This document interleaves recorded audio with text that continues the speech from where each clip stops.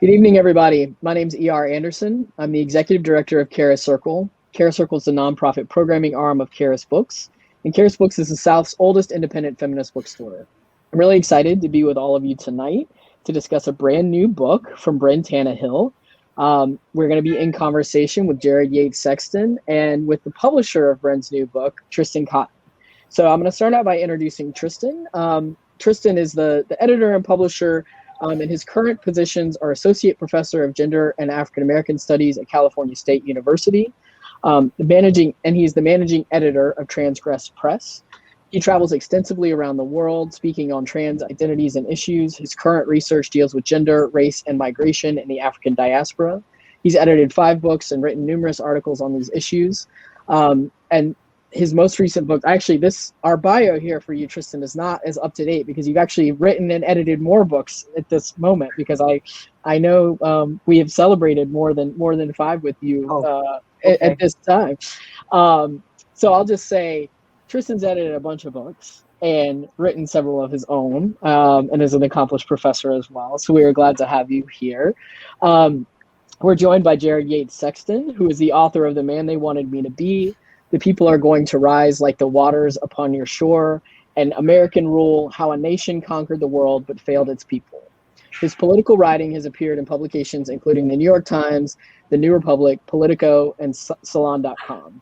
So Sexton is also the author of 3 collections of fiction and is an associate professor of creative writing at Georgia Southern University.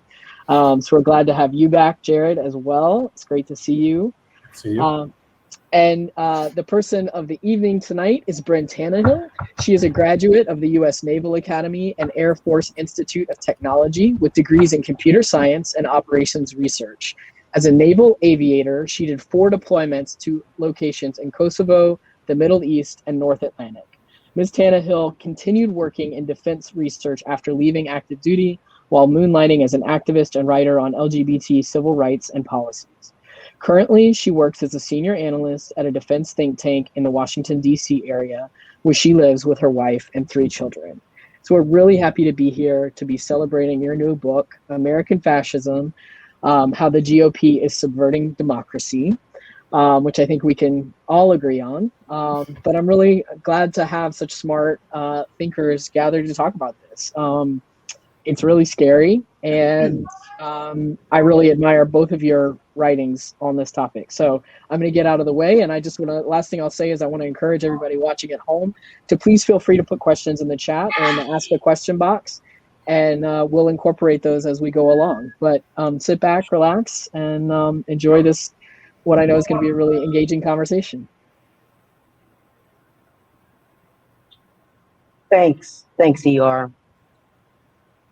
Hello, everyone. Thank you all for coming. This is Tristan Cotton, and we're so happy tonight to have this conversation. I myself am a political news junkie, and I was quite delighted when Brynn brought her book to me. I just immediately recognized it as a comprehensive, genius piece of work, and it was definitely I had a personal passion for fascism, studying fascism and authoritarian movements. So to me, it spoke to me on a very personal level, but also I think it speaks to all of us on a deeply political and personal level, no matter where we are located in the center or the margins of power. What we're facing, I think, is a very serious threat to our democracy, and there are quite a few parallels between what's going on today and the fall of the Weimar Republic.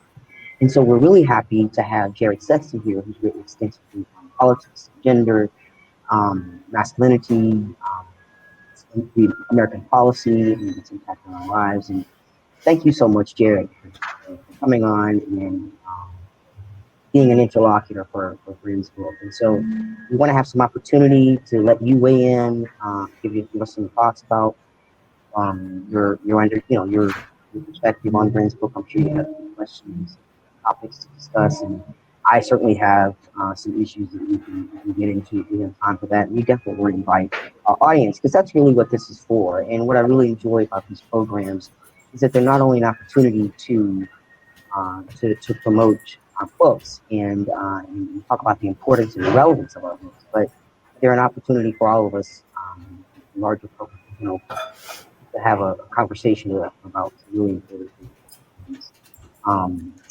It's, yeah, like I said, it's impacting all of us. And I'll say one more thing about Brynn's book. What I like about it is that it pulls no punches. It very much explains how we got here. I, as an African American man, very much appreciate that she takes the time to deal with racism and white supremacy and the role that it's played for 150 years. It's played a number of, it's been a one of a number of factors in that. So I can very much appreciate that, and I think that's something sometimes other people miss, or scholars miss. So I see Brynn's work is very much building upon the work of Jared and other scholars addressing these issues. And like I said, I love the book because it pulls no punches. It doesn't give you fantasy that we love to kind of have. We like to have hope and fantasy, and but it's time to really face the music. So with that, I will turn it over to Jared. Thank you so much, Tristan. I also want to, before we get started on this conversation, I just want to say, Brynn, thank you for writing this book. My pleasure, sort of. It's a tremendous book. I can't recommend it enough. It's not only thorough, it's not only well written, but it's absolutely necessary. And I have to say that I think you deserve to be commended for writing a sober, honest call to not just understanding, but to action, to understand what is happening and where we are. And I think I speak for a lot of people who are probably watching right now, who are pretty tired of people trying to pretend like this isn't a bad situation, like we're not a nation in crisis. I wanted to ask, what was the experience like for you as someone who has served this country, as someone who obviously cares about it, who cares about people being treated with dignity, with a system of fairness? What was it like to have to write this book and have to exist and fight within this sort of climate? So election night 2016, me and my wife both knew this was very, very bad. We recognized that this movement was deranged. It was based off of the lowest instincts of the American population, that it appealed to all the worst instincts in our national culture, and that undergirding it at the same time, people forget in 2016 there had been a massive push to start banning trans people from bathrooms. We knew that there was a strong chance that the military ban was going to go into effect and thwart my attempts to get back into the reserves. So we knew this was really bad, and we didn't know how bad. And the days after the election, I wrote something that in some ways was fairly prescient, looking at, we have a movement here that is very white nationalist, but we have a population that's becoming more and more pluralistic. We have a police force that's growing less and less bound by due process. Eventually, something's going to give, and it's going to be ugly. I thought it was going to take longer than it did, but that spurred me to start researching and writing it, because honestly, part of me was, like a lot of people who are progressive or leftist, wondered, how did we get here? This is unfathomable that we would, as a nation, decide that the person best qualified to lead our country was a reality television show host of limited intellect but of venal instincts, leading a movement that was scary, and trying to understand how that happened. And what was interesting enough is, I think your book, Rise Upon the Shores, captured a lot of what I was seeing, but at a much closer level of this is a dangerous, scary movement. And I wanted, like any analyst, to figure out, well, how did we get here? And what I started back in early 2017, at first, was almost trying to create like an autopsy report or an NTSB, National Transportation Safety Board, mishap investigation. And it's the kind you write when the airliner plows into the ground at 500 knots and all you have is a black box, right? And after lots of stops and starts, and throwing out material and gaining a better understanding of what was going on, it turned out to be almost therapeutic in a kind of horrible kind of way, because the conclusions I kept reaching, because part of my initial goal for my book was to identify, well, what are the solutions? How do we get out of this mess? And what I found is even the best and brightest minds, people like Joseph Stiglitz, propose things that, yes, absolutely, if implemented, would make a big difference.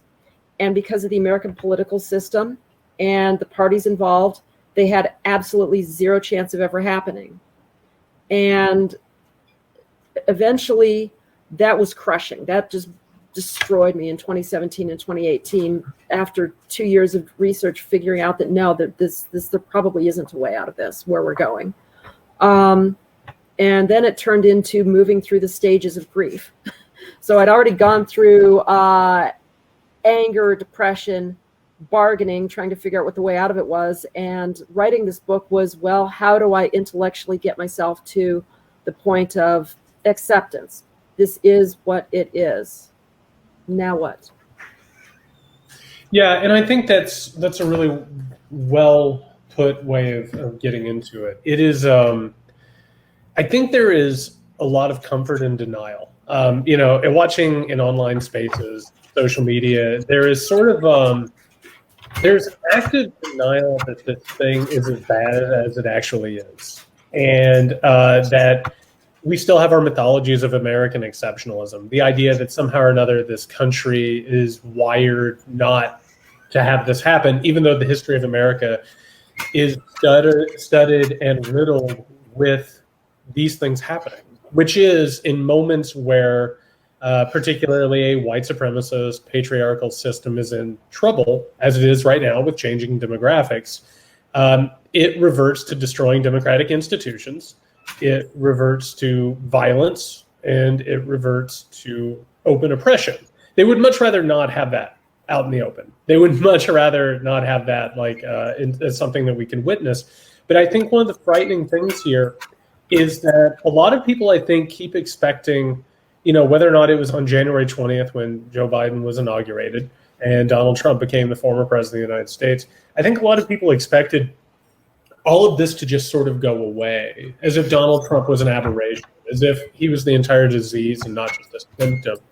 And it's a really hard thing to have a mature, honest conversation about this without actually admitting the amount of danger that we're in. From the start of your research and the start of your writing to now, do you feel like you've gotten a grasp on it to the point where you understand it and feel comfortable with the knowledge of it? Or has it gone from trying to grieve and understand it to being a more frightening real thing? How are you feeling about this once this book was put to bed? So honestly, truthfully, if this goes the direction we expect, my wife is Canadian, my kids are all Canadian, and we're going to bail out. Before the pandemic hit, we were planning on spending summer 2020 in British Columbia, because a lot what my wife does for a living and what I do for a living, we can do from pretty much anywhere. It's white collar work. We didn't want to stick around. Most people that are vulnerable to a movement that targets them don't have that option. And part of why I was writing this is to get people good and scared and aware of what does this look like if American democracy collapses, if the GOP manages to rig the elections such that the opposition can never win again, the way we've seen in Hungary and Russia and Turkey, and we're seeing going that way in Poland and India and Brazil. What does that look like? And part of the looking at that was, can we actually call this movement that is Trumpism, is it a fascist movement? And that's a very scary word for Americans to say, because, literally, there was a book written in the 30s called It Can't Happen Here, Sinclair Lewis. And we still don't believe that it can happen here. We cling to the narrative of American greatness, that progress always marches forward, that we get better and better and better. But when you go back and look at our history with racism and Reconstruction and lynchings, at how the South responded to the civil rights movement, you look at who the base is today and how angry and paranoid they are, you realize that in some ways the fundamentals of the situation have not changed from 1860 to 1876 to 1954 to today. Yeah, and you know, that's that frightening mythology. So you know, like a person does, I was reading some of Benito Mussolini's writings, and whenever he was sketching out, he and his you know, ideological advisors were sketching out what fascism was. One of the things that they continually said was liberals and people in liberal democracies think that the world just continues in a straight line towards progress, and it's just going to become more and more free over time. And that actually gives us an opening. And the opening is, if we can reverse time, we can pull back from human rights, democracy, representative government. And what we're actually watching right now is an active attempt to get rid of representation within government, to set up what you were just talking about, which is illiberal democracy, which is democracy that it looks like a democracy. You have elections, but meanwhile you have Vladimir Putin coming out with 97% of all possible votes. And you also have a situation, and this is sort of where we're lingering at right now, where they would much rather have a country where people have rights, but they're afraid to use them, right? They're on the books, but if someone speaks out, if someone publishes the wrong article, they understand there will be blowback. And in America, unfortunately, we've had rights on paper with the Bill of Rights, but we've also had an oppressive society that has oftentimes kept people from being able to use their rights. I mean, we have a lot of, I guess, what we would call extra legal measures, right? Everything from Jim Crow to censorship to putting people, of course, in concentration camps. And something people really don't want to talk about very much, we had a very, very active fascist movement within the United States of America that actually influenced fascist Italy and Nazi Germany. We had the America First movement, which they're now even using the name America First and the exact same tenets of it. One of the things that you brought up, and this is something I keep trying to tell people, I think everyone expects neo-fascism to show up in brown shirts or with swastika armbands. Mm-hmm. They expect it to be a 20th century Western Europe style fascism. And it's not fascism if the fascists don't admit they're fascist, right? If they're crypto-fascist, if they hide behind America and patriotism and values and all that, that can't possibly be fascism. And it feels like in this country that not only are we dangerously delusional about this, but we're giving so much space to really, really dangerous people because we're lost in this fantasy. Does that check out for you? Yes, absolutely.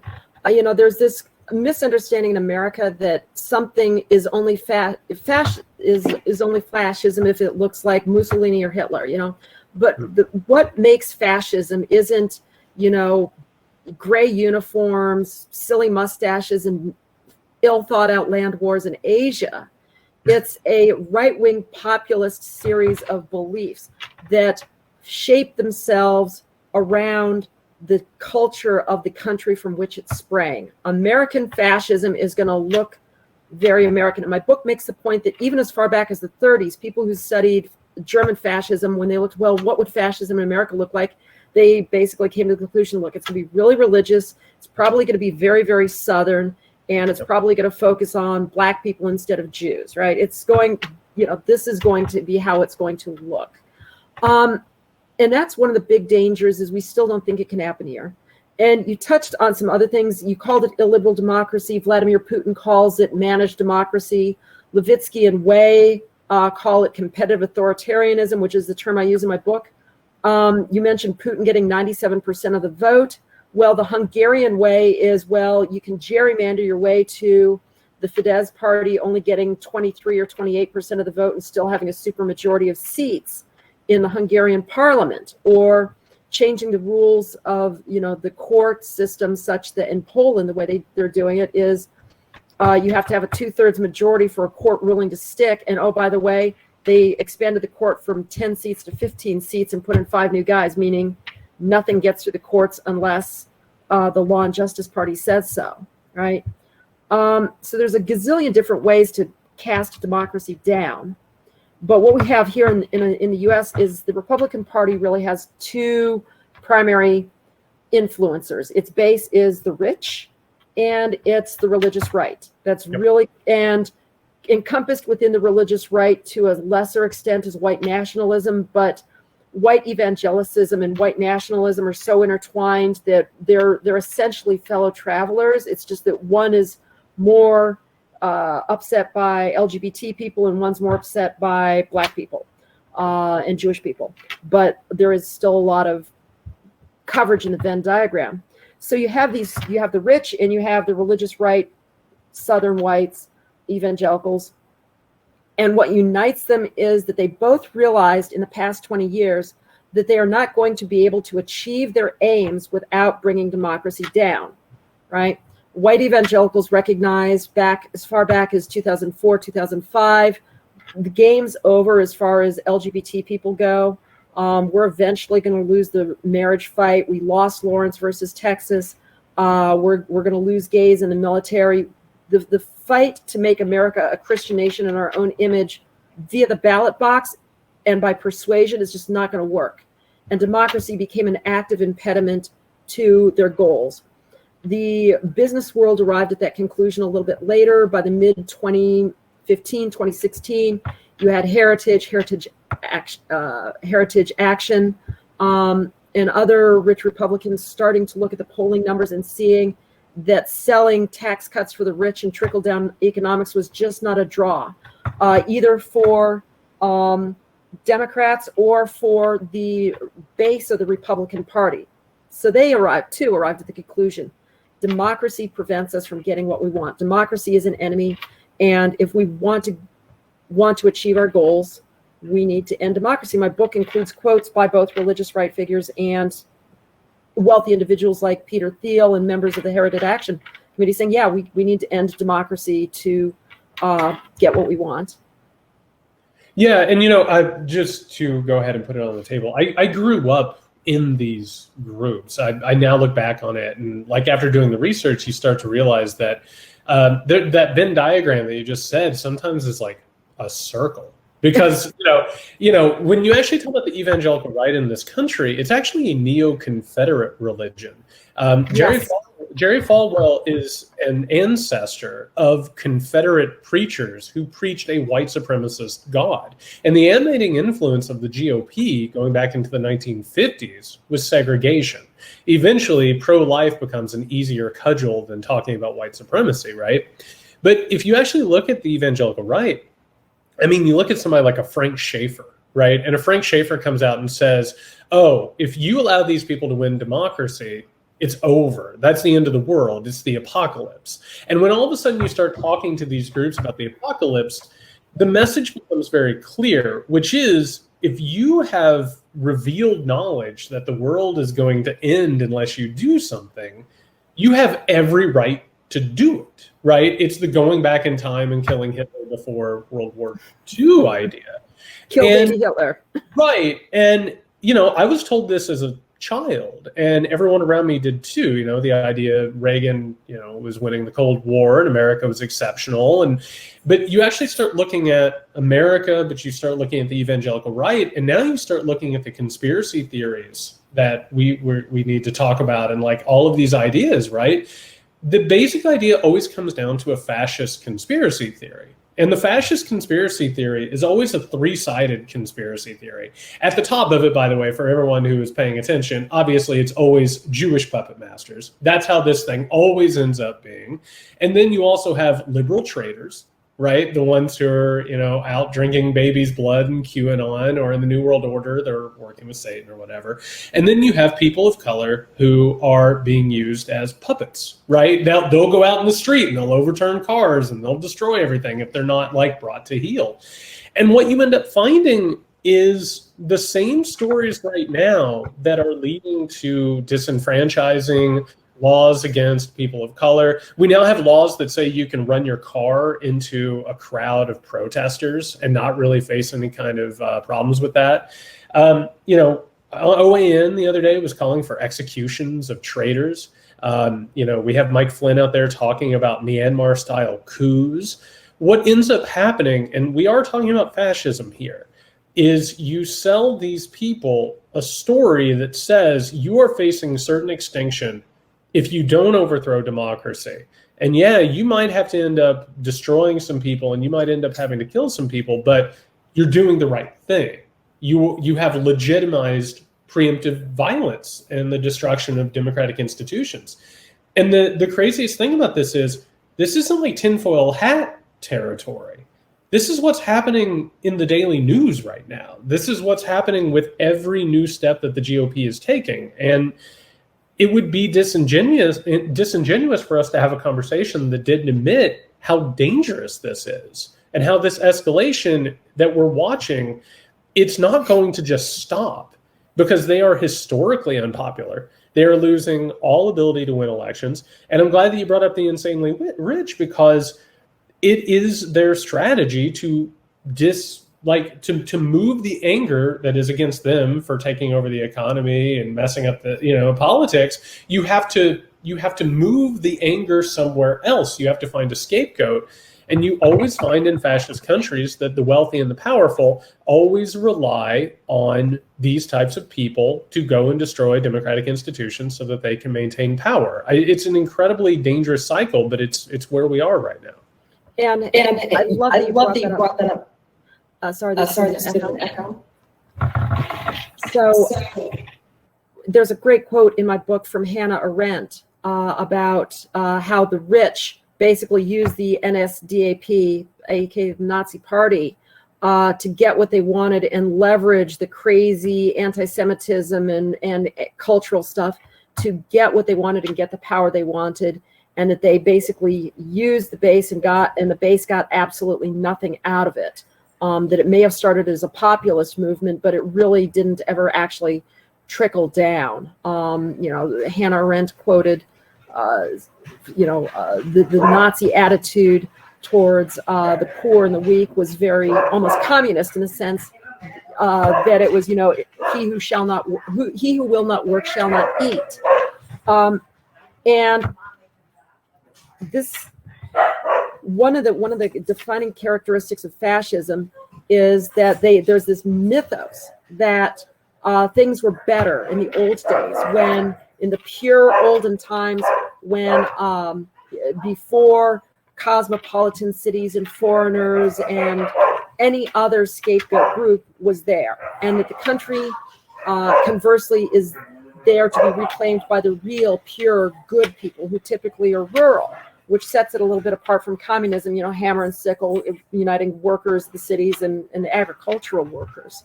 Then there's also the aspect that fascism almost always needs, conspiracy theories and scapegoats, and somebody to blame for the fall into decadence, and that they unite around a single powerful leader from which all political power flows. And you can see that very much reflecting what we're seeing here with Donald Trump. We have the Republican Party repeatedly going out to kiss the ring, pledge fealty to make sure that they don't get primaried at Bedminster and Mar-a-Lago. So all of this combines into something that's really scary, but as a trans person, I'm looking at other things. You mentioned some of the scary things you're seeing. Tucker Carlson saying that trans people are a threat to the perpetuation of the species. That if we don't get rid of trans people, it could end us as a country, as in a species. You have J.D. Vance out there on the pseudo campaign trail in Ohio saying that what he's going to do and what the GOP is going to do is that they're going to take anybody who is a threat to American values, right? And I'm pretty sure that includes me. And they are going to suppress them, and if need be, destroy them, to take them out of the messaging pool. Not gene pool, but basically take them out of the national conversation.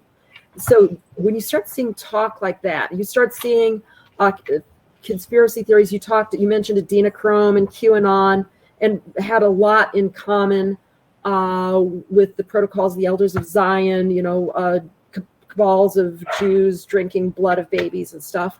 And we're starting to see all conspiracy theories on the right merging into one. Now the new conspiracy theory about trans people is that transgenderism is created by Jewish billionaires as part of a transhumanist plot, and we're stealing children and mutilating them and converting them. And it's just a variation on a theme that runs back 120 years. And it's all very disturbing when you consider, and we can talk about this, is that we are now in a position where the GOP is positioning itself to win the 2024 election regardless of how people vote. And there's very little at this point we can do about it. Yeah, and just to go ahead and put a fine point on what you were just saying, I'm doing this project right now where I'm like reconsidering Western civilization, and I'm in like 19th century Russia, and what you're finding are proto-fascist groups. Even then, you have a group like the Black Hundreds that are like going out and carrying out pogroms against Jewish people. It's Nazism. And what you find is the same conspiracy theories. You also see the wealthy and the powerful using those groups to go ahead and suppress reform, to go ahead and suppress anybody who might even start to question their power. They also start going after your educational system. They make sure that the teachers and universities are put in place. They make sure that any vulnerable populations are scapegoated so that they can possibly be crushed and or have the responsibility put on them so you can redirect anger. This is a story that just goes through and through and through.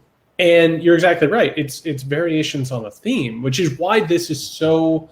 It's so frustrating to watch it play out, because I don't actually think most Americans have a very good understanding of history enough to see this playing out and how these cycles go. And, it doesn't take a crystal ball. It doesn't take an advanced degree. It doesn't take experience in the field to know that what you just said is exactly right, which is, it's not like in 2024, the Republican Party is going to say, hey, we've had enough. We've done what we've needed to do. Let's go ahead and elect a Marco Rubio, or let's go out, and find somebody sensible or moderate. And I think that a lot of us know is that they're going to double down on this. It doesn't mean it's going to be Donald Trump, because one thing I think it's important to point out is that Donald Trump is a buffoon. The fact that Donald Trump was able to understand what makes these people tick and what they wanted to hear and how he could profit off of it, other people can do that, and they can be more disciplined and more ideological and more dangerous. And what I feel, and in a lot of the conversations I've been having, is that we're going to get to 2024 where, you're exactly right, the GOP has now set up to where any state that is either red or what you would call purple, because they're losing states they never thought they could possibly ever lose, those states are now building firewalls of election deniability. They're putting into place legislation where you won't possibly be able to give electoral votes, and or they'll be able to have oversight that is, they'll just be able to wipe out election totals, is what we're talking about. And this is being done, it's not even being done in the middle of the night, it's being done in the middle of the day. And people are doing it, you have somebody like a Ron DeSantis in Florida, and every new step that he takes, he understands that it's beneficial for him politically to go ahead and do this. Like, it's not even dangerous anymore to push these dangerous ideas.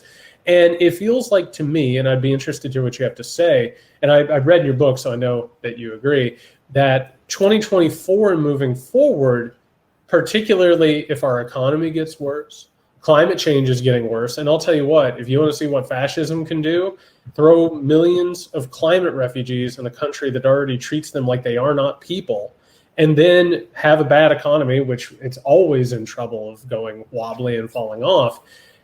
What we're seeing now feels a lot like the setting of the table, does it not? It feels like we're getting ready for what this thing is going to be when it kicks into full gear. So, and that's, Americans have been lulled into a false sense of security with Biden winning the election and Democrats narrowly controlling the House and the Senate. But what we're seeing is Republicans using a sledgehammer of voter suppression in hopes that they kill the fly of the narrow vote margins. Now, there's people who are very, very smart in electioneering who aren't sure that the voter suppression is going to have the effect that they think it's going to have, because you also might end up suppressing, let's say, seniors who can't leave their house, who are white, who don't, who can't cast absentee ballots, but they vote Republican much more. So it's possible that the suppression will only, be worth 1/2 a point or a point, right? The real danger, and you touched on it, is the laws making it easier to overturn elections at the local and state level.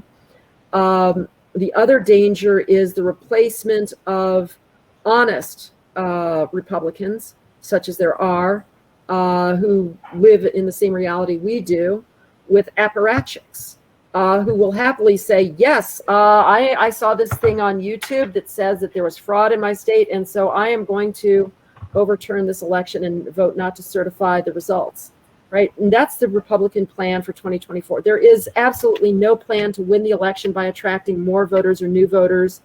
It's get out their existing voters and hope that you can eke out an electoral college win.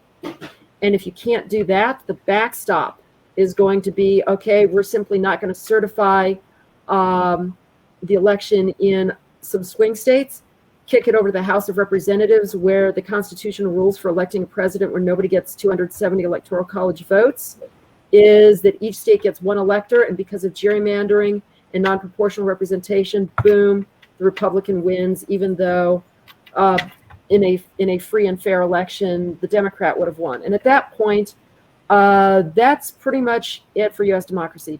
We're done. Well, and real fast, can I just add on that? Because I think what you just said is really important, which is the rules that exist are for rule by a minority party like the Republican Party.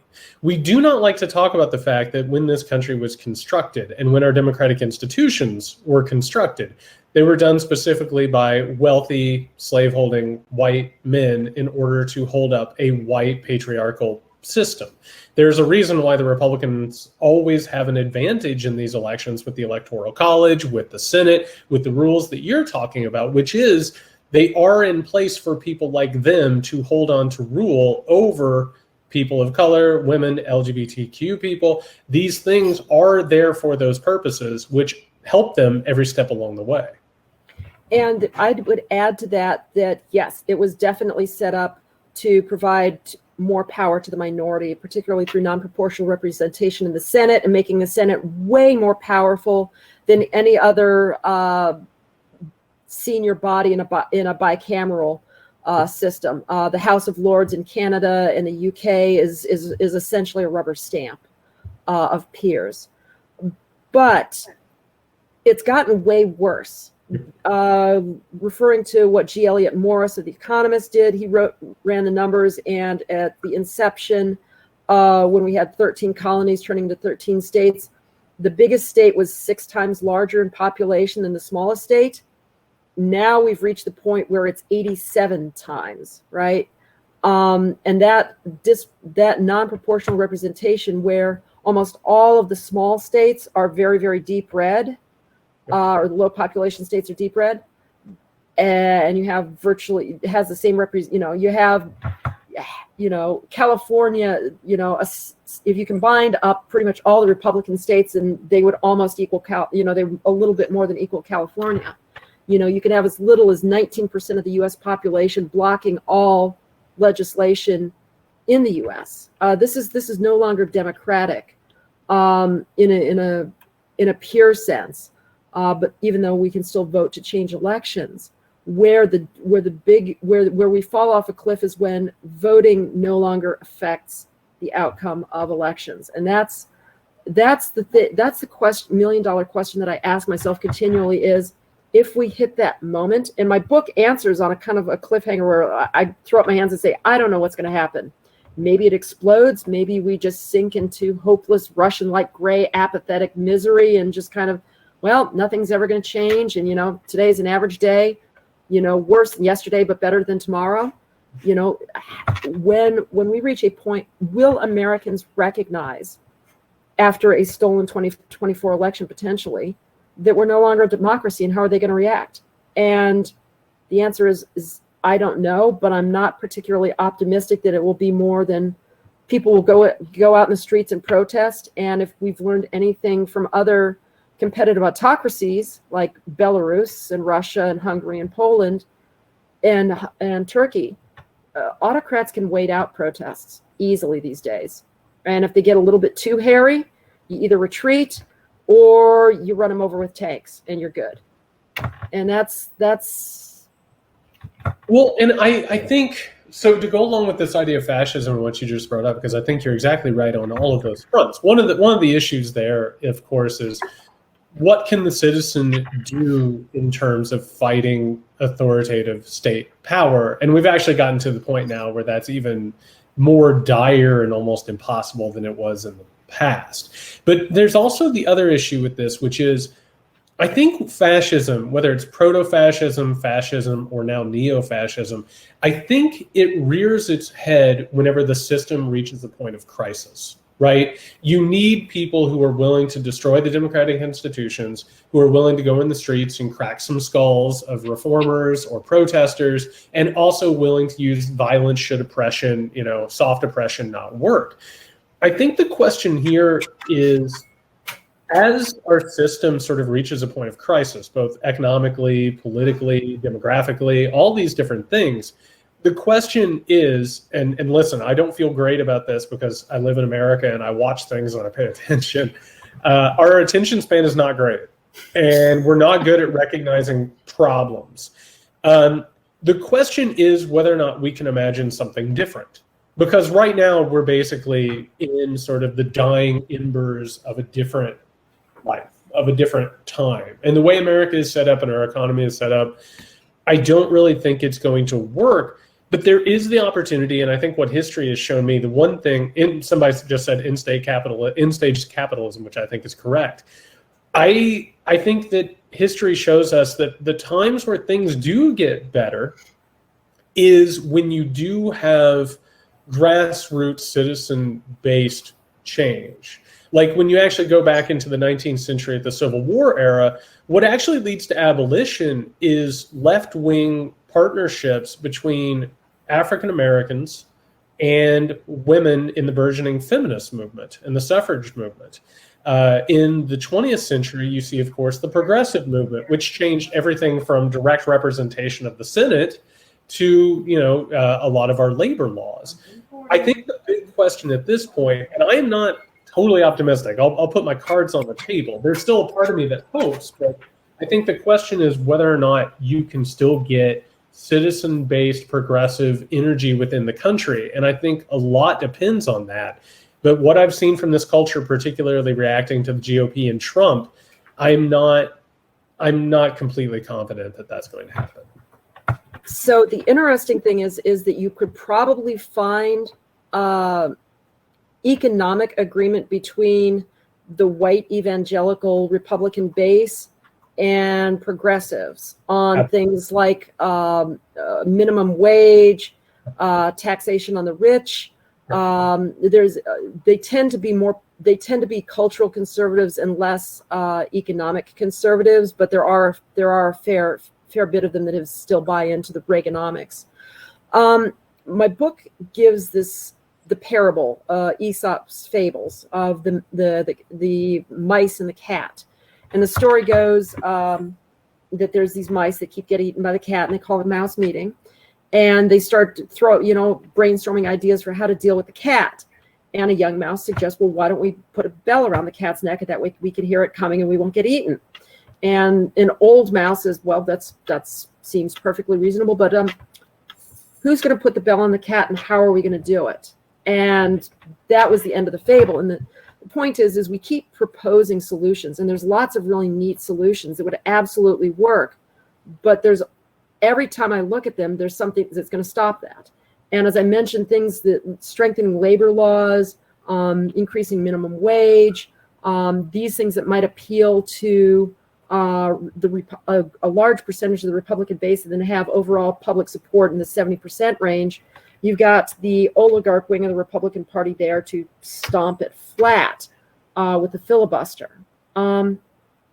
So I still haven't figured out how change is going to happen, but I suspect that the difference between sinking into apathetic gray Russian misery in a society where nothing can change and nothing ever will, and is the kind of white or liberal or progressive rage that we saw with the abolitionist movement. And I know it's supposed to be funny and it's kind of a weird show, but watching The Good Lord Bird kind of drove home to me. Like, you have, John Brown, he's a nutcase and a zealot, but the movement he was pursuing was popular and it was religious based, and it was a moral, noble cause. And we don't have that as anything even resembling a mainstream movement within a progressive movement. We don't have, it's still a bunch of technocrats like me trying to push through policy that everybody knows will work but will never happen.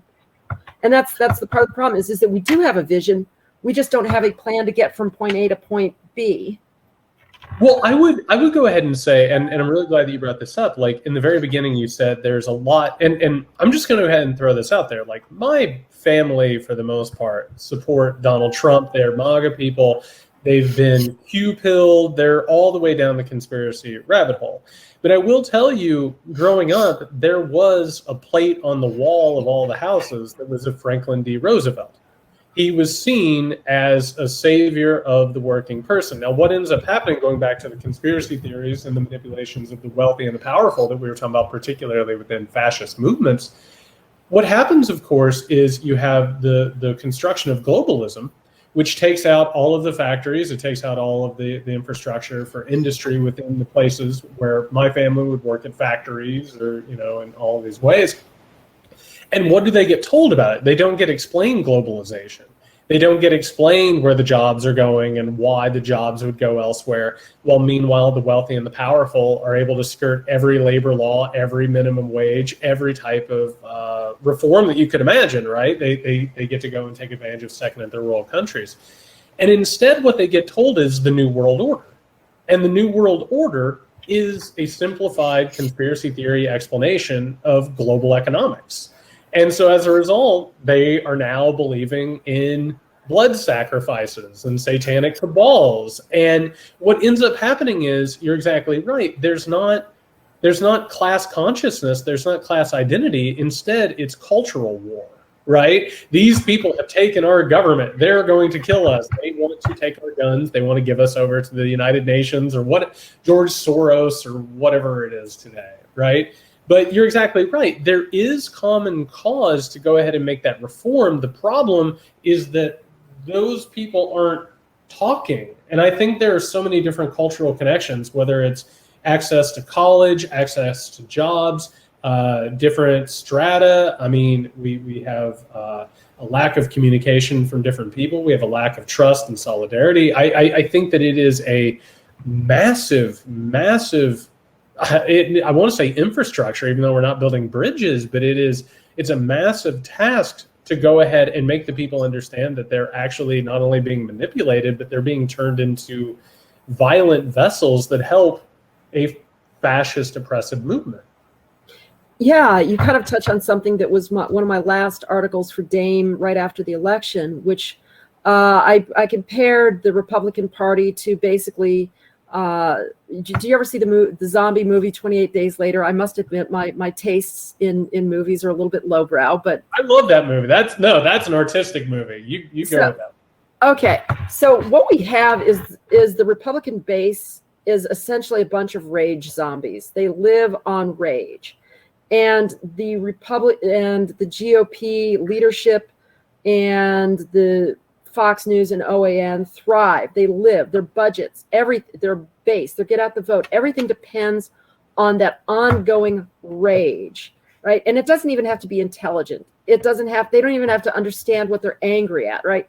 Dr. Seuss and Mr. Potato Head and transgender athletes that graduated 3 years ago and aren't even in college. It's these kinds of mindless culture war issues keep them going. But I think we've talked about this a little bit before this broadcast with CRT, and you mentioned it. most Republicans couldn't tell you They what have no CRT is. They have no clue. They think it's teaching Black people to hate white people and white people to hate themselves and to divide the race. And that's not, that's, you know, and that racism is all white people race. And that's actually the opposite of what CRT says. But CRT is something that works well to get lights up part of the brain. Yeah. Because it feels like, oh, well, they're calling me racist, right? And I'm not racist. I don't feel racist, right?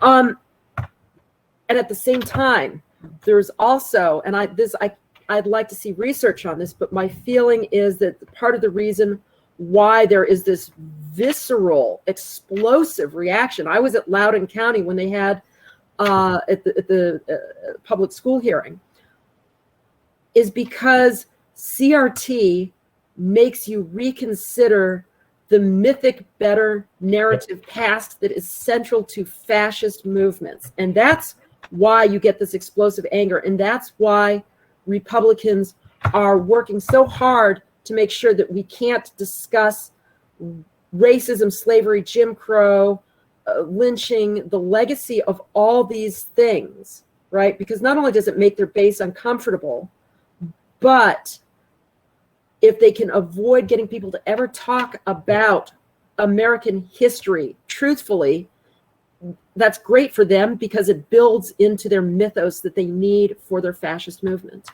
Well, and fascism, and that's another part of fascism that most people don't understand, is that one of fascism, if we're talking about the gas that makes the car go, it's mysticism. The entire point of fascism is, I mean, this is why they were obsessed with Aryan runes and, you know, Nordic gods, like anything that brings in like a religious aspect. It's revealed knowledge versus empirical knowledge. And if that doesn't ring a bell after Donald Trump's administration, I don't know what to tell you. But with all of this, with the CRT thing, and I think the left needs to stop saying CRT. Because it's not actually about critical race theory. Critical race theory is a point of study that is very, very specific. And most people have no idea what it is. Most people are never taught it. Most people never even encounter it. It's a buzzword. It's a beautiful buzzword that helps the right. And what it is completely being used to take on what you just said, which is American mythology. And I have to tell you, for the people that I know, people that I love, people that I care about, one of the things that they love is they may not make a lot of money. They might not have good jobs. They might be facing a future where they're not going to make as much money as their parents did, right? Their lives are not on the trajectory that they hoped, but they're still part of the greatest country in the world, right? They're still on the winning team, and they're on the team that won the Cold War, and they're on the team that is like the champion of democracy. And so what they do is it's the exact same thing with Trump. It's like the allegiance to a sports team. That is what my identity is based on, and I will defend it. And on top of that, add into exactly what you're saying, which is, oh, you're going to call me a racist. Well, guess what? You're doing that out of bad faith, and you're doing that to try and take over the country. I'll show you. And it turns into exactly what you're saying, which is this rage spiral. And what we're actually doing is, and the amazing thing about all this, and you're exactly right, the Dr. Seuss thing is an absolute absurdity. It was the Dr. Seuss company that canceled those books.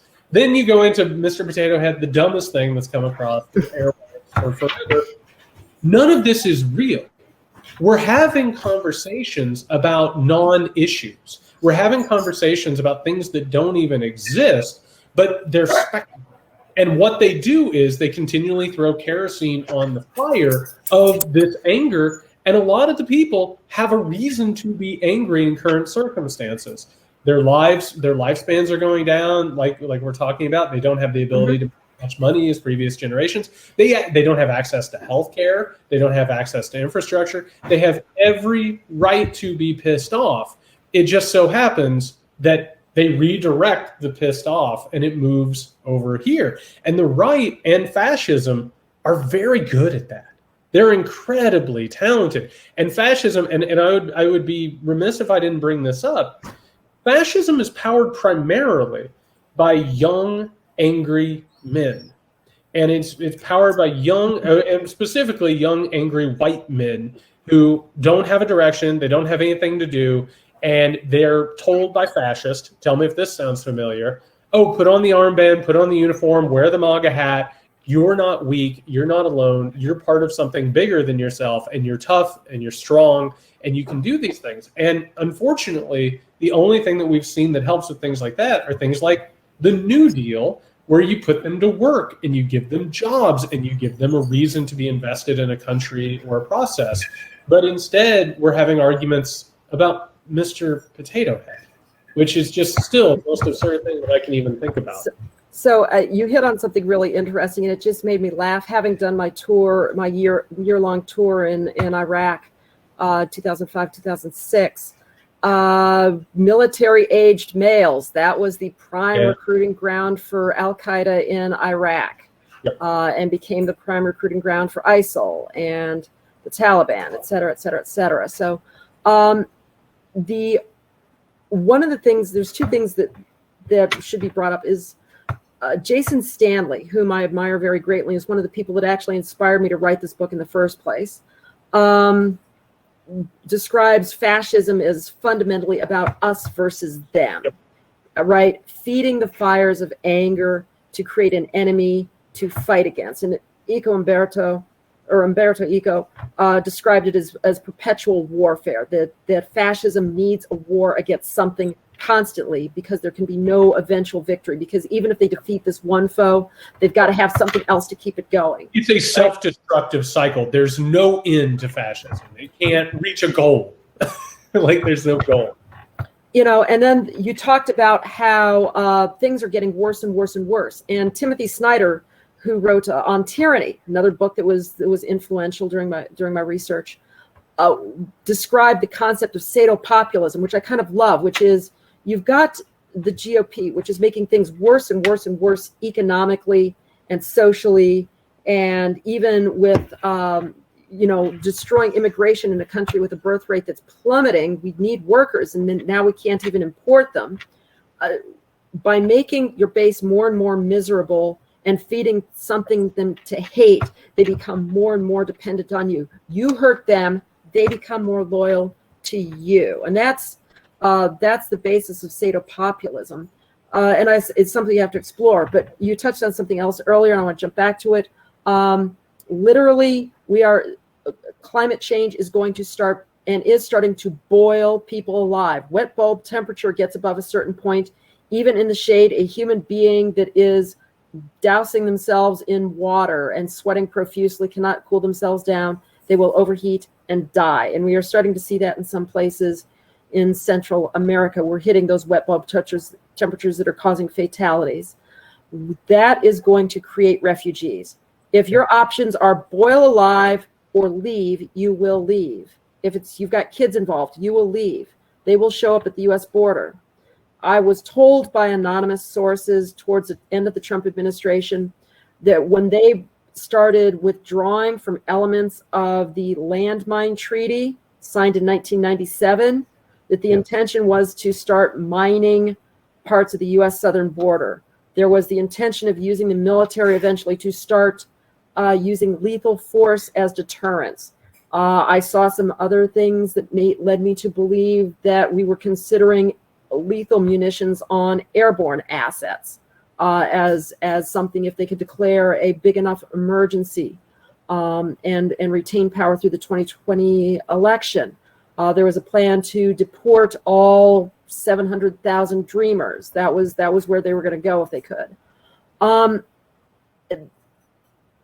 It shouldn't come as a surprise, but if your country's doing that, that's where we are heading. And that should be terrifying, because that only makes the situation worse, because as more and more people die and can't get out because of climate change, and we continue to do nothing about it because, well, that would, they've created this weird machismo thing about any effort to combat climate change is weak and effeminate and stupid, which is part of the misogyny and sexual anxiety that typifies fascism as well. We're not really doing anything but making the situation worse, and the things that we are planning to do about it are, of all our available options, they are the absolute worst. Yeah, and I would be remiss, and by the way, Donald Rumsfeld passed today, so I'm going to go ahead and bring this up, which is you cannot go out and have imperial forever wars that include mercenaries and not expect them to come back to the body proper. And one of the things that we see in this country now is we see that machismo that you're speaking of, which is from where I'm sitting right now, every single day, 3 or 4 times a day, I see a military grade truck drive by, plastered over in everything from blue line flags, black and white American flags, which have become a symbol of growing fascism. Then meanwhile, you see Punisher skulls, you see iconography and loving pictures and stickers of assault rifles. You see an entire group of men who are frustrated, who start wearing fascist-like clothes. They start making that their masculine identity. This mercenary culture is all over the place right now.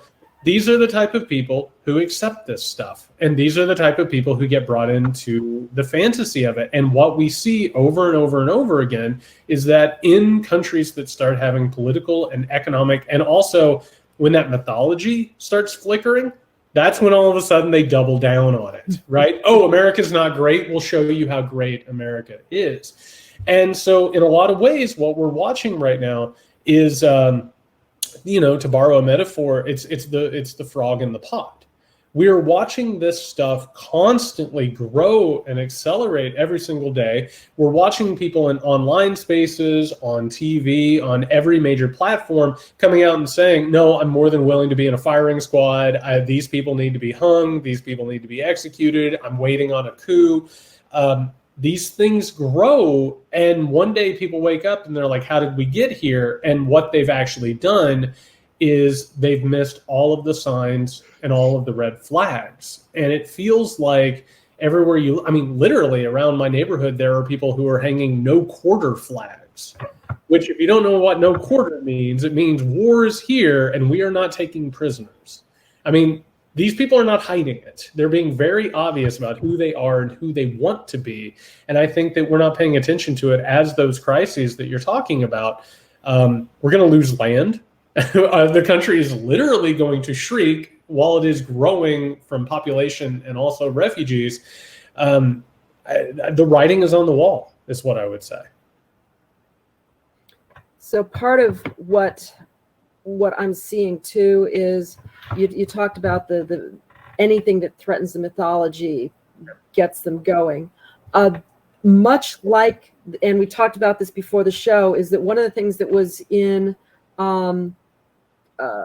American Rule talked about how the South seceded from the Union out of paranoia. The North had, and this is something I wish I had put in my book, and it's one of those things you're like, dang it, I missed that, shoot. But it was an important point that the South seceded out of paranoia that the North was going to end slavery, when in fact the North had absolutely no intention of doing that anytime soon. They recognized that it would be ugly and bloody, and that they were just going to have to kind of wait this out. And it was ending slavery was one of those nice aspirational goals. Yeah, we'll get around to it, Well, and real fast on that, because I'm so glad you brought that up. It was about keeping the states entering the Union from being slave states, which would have meant that the South didn't have control over the electoral process. Mm-hmm. As they lost the electoral viability, as we're watching with the Republican Party and the white population that's terrified right now, it's the conspiracy theory, which is we're going to lose power. Obviously, they'll destroy us. It's the exact same thing. It's a mirrored version of exactly what you're talking about. And unlike now, and one of the things in my book that I look at is some other people who have done instability modeling, which is what my postgraduate work was on, is they find that the United States is in as dire a position as we were in going into 1860. This is very, very bad. And a lot of ways we're divided along the same geographic lines.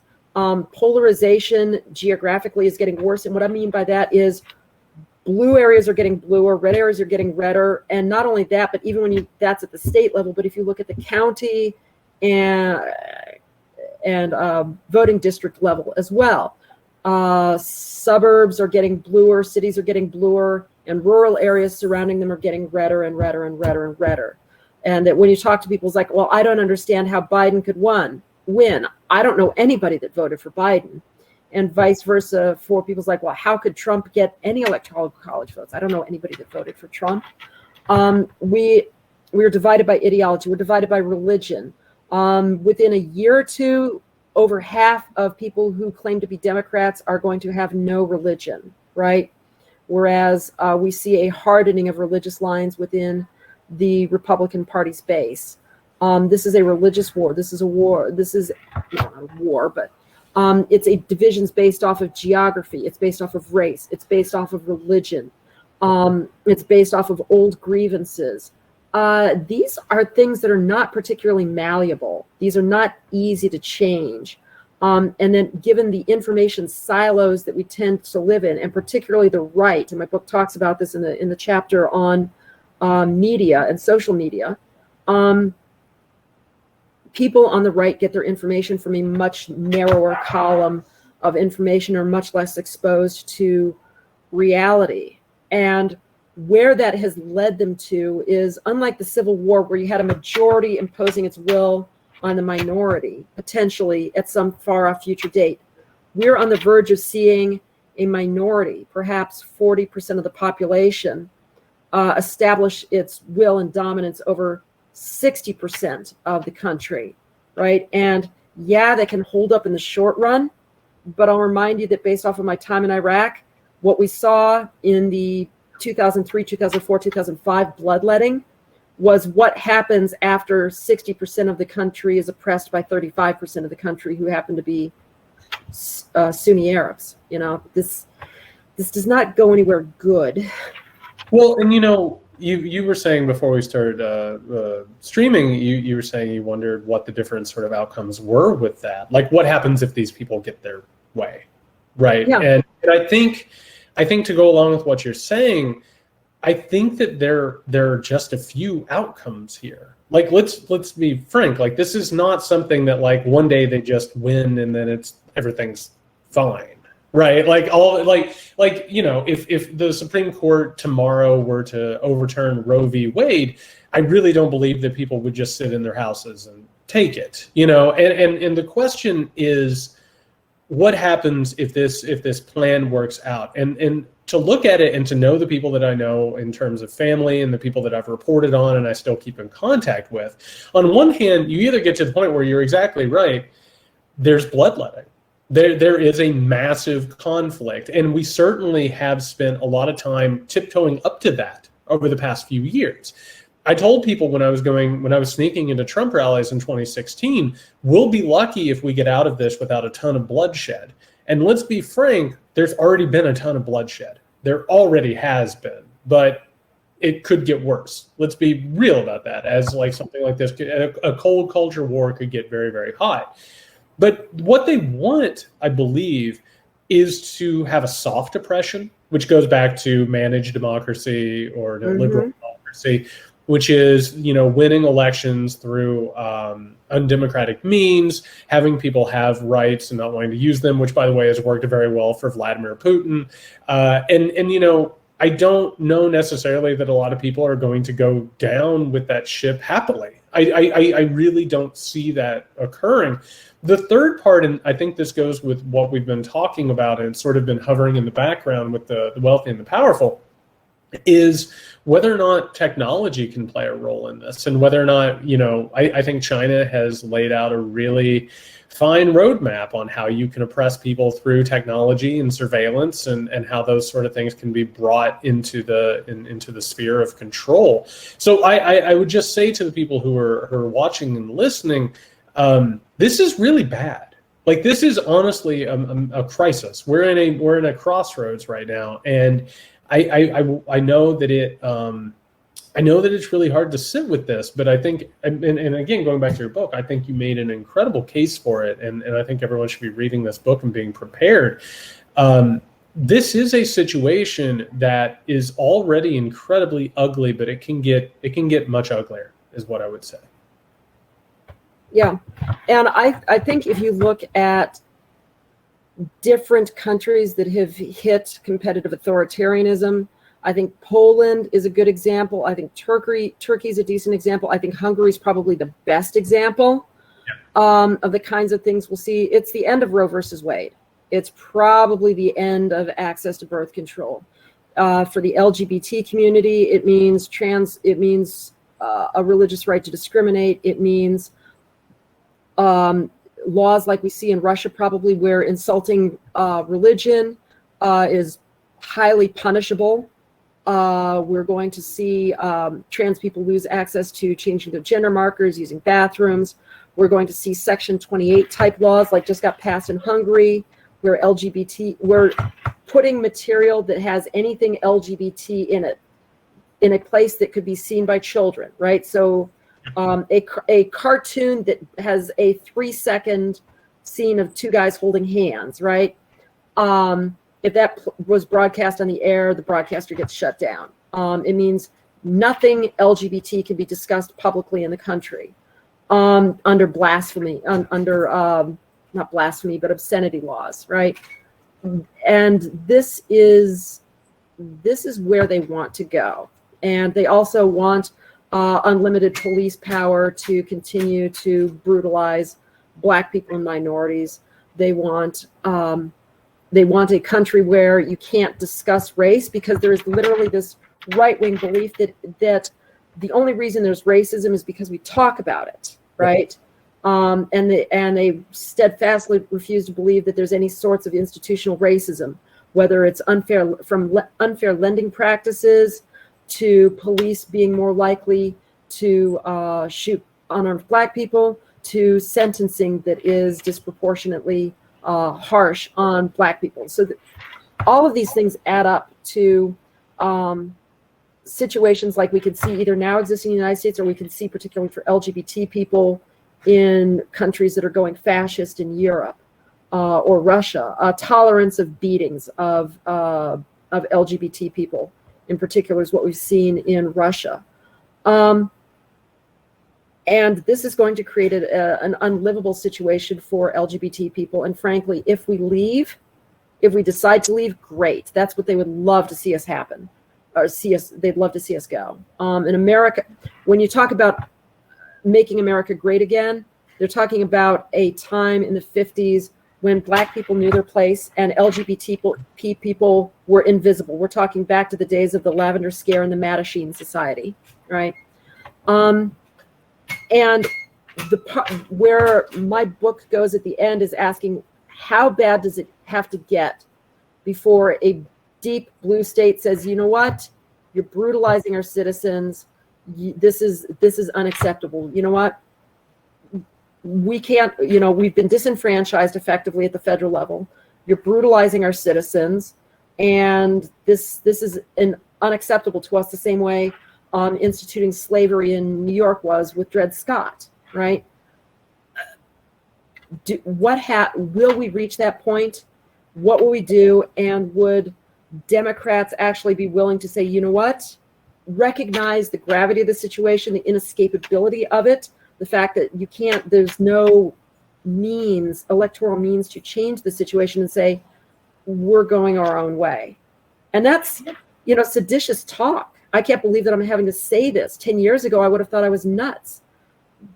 But that's the question I have to ask is, could you get a blue state to the point where what's happening to the citizens of that state is so unacceptable that because of the federal government, that they are willing to say enough is enough?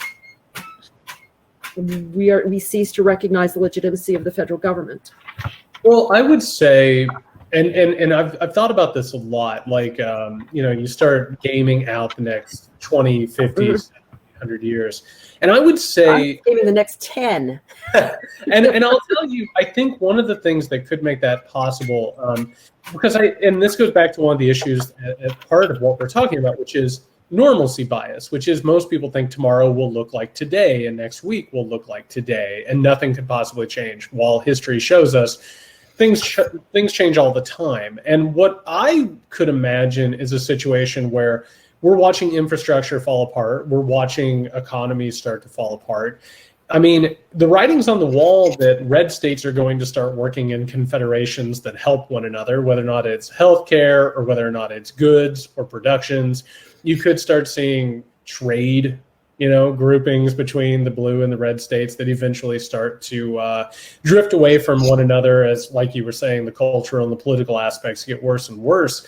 The other thing, and I'll just go ahead and put a marker on this, and it's something you and I are planning on having a conversation in a few days anyway. I think actually one of the things that happens in the 19th century that not a lot of people were expecting was the rise of the Republican Party at that time. And, you had the Whigs who were just laying down for the Democrats left and right and had no interest whatsoever in actually fighting the whole slavery issue. And then you have the rise of the Republican Party that it takes it on and starts having conversations about it in the halls of power. If we get to the point where the Democratic Party isn't going to stand up to this thing, I have to imagine at some point or another, somebody else is willing to.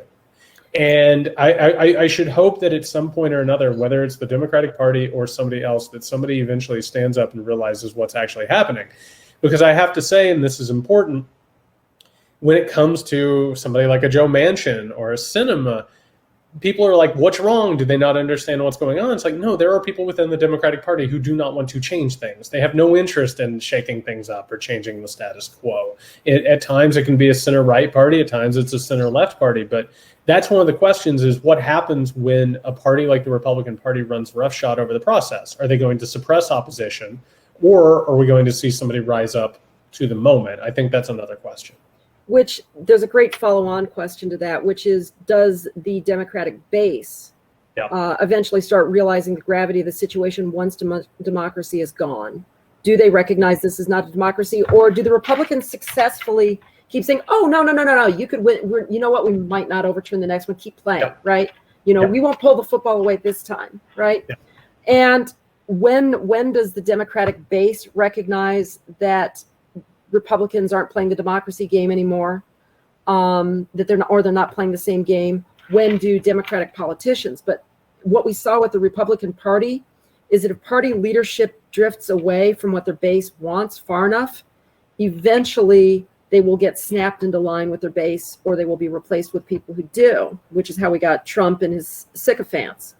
But the question is, so I think it's less a question of will Democratic politicians recognize this, but will the Democratic base eventually recognize that we're not playing the democracy game anymore? Well, and one of the things that frightens me about that is everything from social media to media in general. You actually see a lot of people who they sort of believe that our institutions are holding and that things are okay. I mean, you had brought it up earlier, which is after Biden was elected, a lot of people took a sigh and they were like, oh, we're good now. Everything's fine. Everything's back to normal, right? Meanwhile, the National Guard had to protect the inauguration. There were troops everywhere making sure that there wasn't some sort of overthrow. The question is whether or not those mythologies, which, by the way, are prevalent within the Democratic Party, not just the Republican Party. There are a lot of people who believe, oh, if the Republicans just come to their sense, we elect the right people. But yeah, that is going to be the question over the next couple of years, I think, is what happens with the Democratic Party? Do they step up to the threat and recognize it's a threat? Because even the leaders at this point are not playing the same game the Republicans are playing. They'll stand up and they'll say, oh, we're concerned about this. And it's like, no, you have a full-blown fascist movement on your hands. And until you start calling it that, which of course some Democratic politicians do and some political leaders do. Very few. Very few. And in terms of media, very few people are afraid of it. I think you and I both have been out in front of a lot of these things. We've caught flack for it. We've been called hysterical and reactionary, even though all of this is based in theory and history. But it really is going to be a matter of whether or not people start waking up to what exactly is happening, or are they going to realize it way too soon while we're having giant military style rallies out in some giant field somewhere? And I think that is, I think that's the $64,000 question. And like I said, I keep going back to Hungary and people saying, oh, you're hysterical. I'm like, no, I'm looking at Hungary, and Hungary is about 10 years ahead of us right now. That's if I were going to put a pin in it where they are versus where we are. The other thing people don't understand is just how narrowly the guardrails held up. It was a close thing. We were 60 to 90 seconds away from Mike Pence getting swarmed under. Keep in mind that the guy standing immediately to his right in a Navy uniform with gold braid, that guy, his naval attaché, chained to his wrist is the second nuclear football. Okay, that's how close we got to really, really bad stuff. What we have to understand is that we came really, if it were not for a very, very few handful, 4 or 5 elected Republicans in purple states, Georgia, Wisconsin, Pennsylvania, and Michigan, they could have easily overturned the election. But just barely didn't. In the House of Representatives, 2/3 of Republicans voted to overturn the election. Next time, that margin is going to be a lot.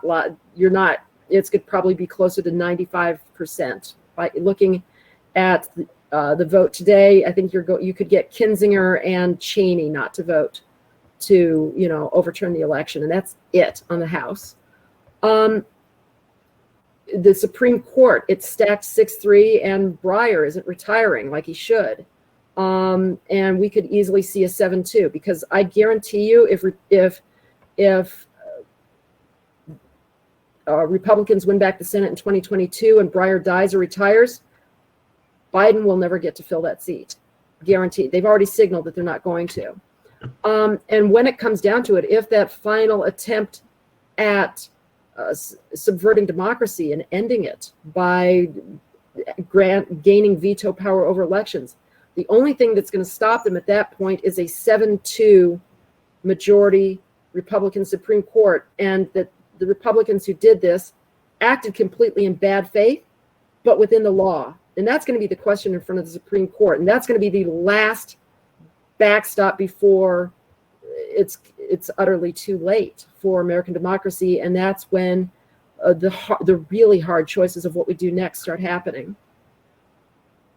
And we're almost out of time, but before we finish, I just want to say, Brynn, thank you again for writing this book. Seriously, this is an incredibly important book, and everybody should have it on the bookshelf, particularly in this moment of crisis. You've done everyone a real service, and thank you. Again, thank you for writing it and also for including me in this conversation. Oh, it's been my pleasure. I love following you on Twitter. Hey, could I jump in on the questions on the chat side? Yeah, sure. So somebody mentioned Alexander Dugin. I was like, oh, hey, wow. Yeah. Can we talk about Dugin, please? So, okay, I got to say this. In October of last year, I had a chapter on the Russian model and how it related to the U.S., and I didn't like where it was going, and it wasn't shaping up how I wanted, and I was getting time crunched with the election coming, and I was like, I'm scrapping it. But yes, Dugin was going to play a part right up until the end when I scrapped that particular chapter. So anyway, go ahead. Why don't you talk about everybody needs to know the name Dugin. And because what Dugin is doing in Russia is absolutely neo-fascistic. It is Bannon's counterpart in Russia, who sees this system falling apart and understands more than most everybody else what neo-fascism needs in terms of mythology, in terms of oppression. What he has been doing over in Russia and in the outside the borders, right outside the borders, it's absolutely terrifying. People have to know that name, Alexander Dugin. And to give you he was known as Putin's Rasputin up until they had a falling out in 2010 or 2011. He's part of Putin's inner circle. Ultra nationalist, scary, scary dude. I'm going to use a gamer analogy. If you've ever played Civilization and tried for a cultural win, what Dugin proposed back in 98 was how Russia could play the civilization game and achieve a cultural victory, which was to set themselves up as the white knights of white Christian Western culture defense of all that's good and holy and Christian, and they would spread that ideology out into Europe to get Europe to look to Russia as the paragon of what civilization should be, right? And at the same time, he also talked about how to stir up racial tensions in the United States, how to play both sides, how to fractionalize the United States. And when you read what he wrote in 97, 98, and then you look at what we discovered about how the Russians played the social media game with the Cambridge Analytics and the St. Petersburg troll farm, they followed that game plan pretty effectively. And that's what you're seeing, is that you're actually seeing right-wing nationalist ultra-Christian countries that are theoretically part of NATO starting to fall into a Russian sphere of influence. Hungary is way more friendly with the Russians than it used to be. So is the Czech Republic. Slovenia also kind of falling that way. And if Poland hadn't gone down the rabbit hole of right-wing nuttery and blamed the death of their president on Russia, the Law and Justice Party would probably also be falling down that rabbit hole. Well, and it's important to point out for anyone who isn't aware, because our coverage of Russia has just been so piss poor and understanding of it. The entire Dugin plan is to point out globalism, New World Order, conspiracy theories, the exact same thing we're seeing with QAnon, with the deep state idea. It's the exact same mythology. And on top of that, and to go off of what you were saying, the right-wing white terrorists and extremists that we have, paramilitary groups, these separatists, they are going to Russia. They're training with Russian paramilitary groups. They're sharing information. Those groups are all linked up with people around Europe, and they're gaining influence and power. The thing that most people are afraid to really talk about is that we have a right-wing fascistic movement that is worldwide, and it's linked up and it works together. And that's found in basically every Western democracy that you can imagine at this point. And there's one other aspect to this that I actually did make the cut in my book, which is the religious right. As far back as 97, 98 timeframe, right around there with Dugin, you started seeing Mormons and Catholics and evangelicals going to Russia and trying to evangelicize the population there, which they'd been suffering under atheism, under the communists, which really they were still Eastern Russian Orthodox. Neither here nor there. But starting in the early 2000s, as they recognized the culture war in the United States was lost, they also were still going over to Russia, working through organizations like the World Congress of Families, which is based in the US but is international, to build ties with Russia. And a lot of prominent religious right figures, including Paul Weyrich, who founded the Heritage Foundation and the Moral Majority, and a number of others, and Alec, I believe, looked at Russia, and he's like, well, the culture war's lost for us, and Putin has effectively ended democracy, but I love what he's doing culturally. Yep. And that was kind of the light bulb for the religious right, that we can get what we want if we end democracy.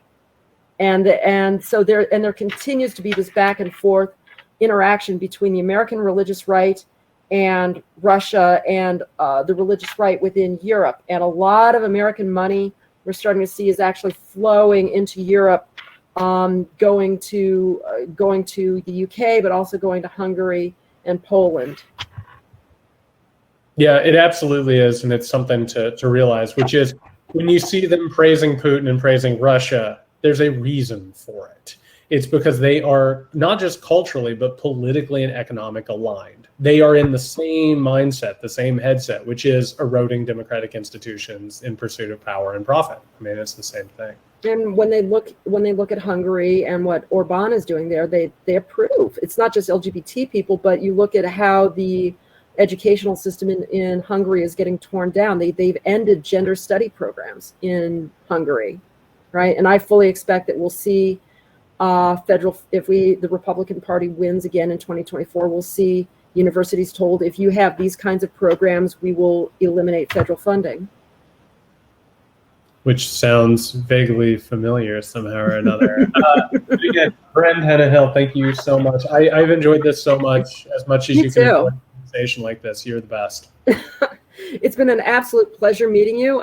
It's great to talk to somebody who's been there, done that, put so much thought into it, bounce ideas off of. I cannot tell you that after a year and a half of writing this book in quarantine, how sick my wife is of it. Thank you both so much. I know we could keep going all night, really, listening to y'all and reading the comments. And there were so many good questions that people brought up. So just thank you so much. I know folks are going to want to read this book and buy this book, buy it for a friend. So thank you both so much. I really appreciate your clarity and your vision on this. And I can't wait to read what comes next from both of you. Thanks. And thank you for providing this venue. Thank you. Yeah. Have a great night. Too.